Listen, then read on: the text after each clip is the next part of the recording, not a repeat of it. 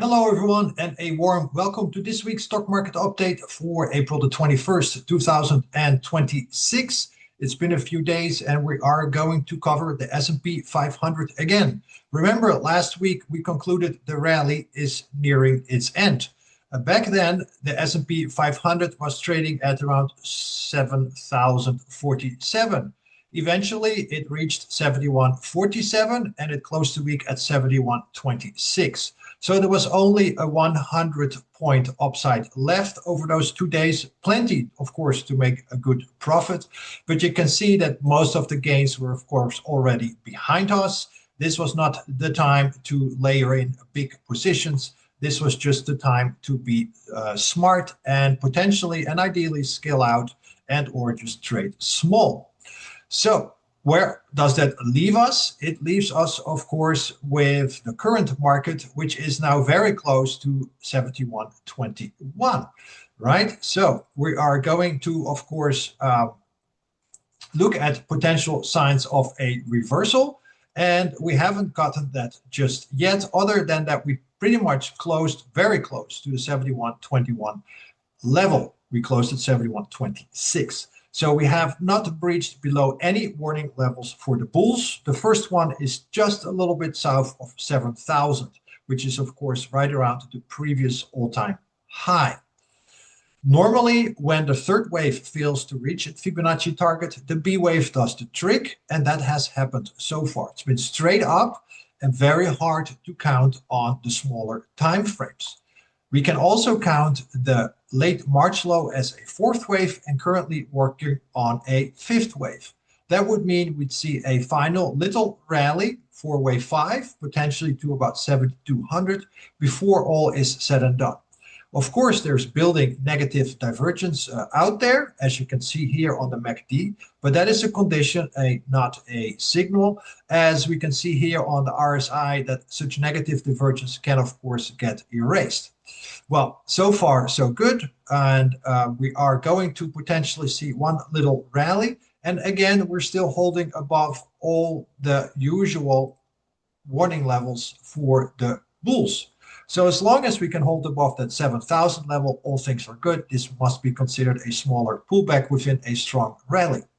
Now, last but not least, the market, especially the S&P 500, not the Nasdaq 100, and also the Dow Jones have adhered to seasonality very well. Of course, we bottomed right where we had to.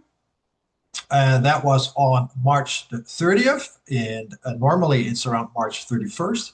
Remember, all these seasonality dates are plus or minus 3 to 5 trading days. If it goes beyond 5 trading days, I think we're starting to move too far away from these highs and lows. Then a high was due April 5. We got a high on April 6. Then a low was due April 6, 7, somewhere around there, 2 down days. We did not get it. We did not get any down days. The first down day that happened was on April 10, which matched, of course, the April 11. And in between, we had a high on April 9 versus April 10. So once again, we nailed 4 out of 5. So that's been fantastic analogy with average midterm election year seasonality. Last but not least, the big top was due on average around April 18. And of course, we peaked on April 17.